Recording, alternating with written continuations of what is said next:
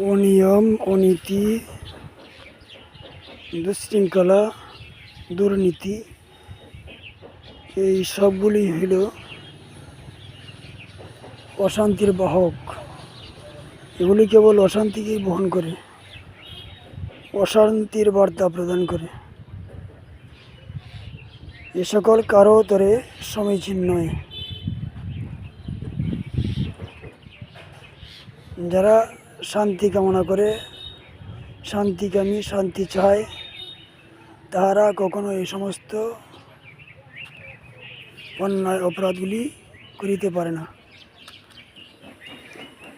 যারা এগুলি করে তারাই তো দুর্নীতিবাজ, তারাই অপরাধী, তাহারাই সীমা লঙ্ঘনকারী।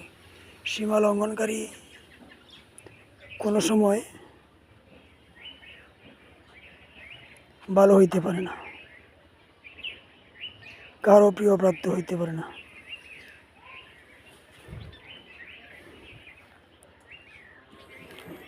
এ সমস্ত কাজ অনুচিত।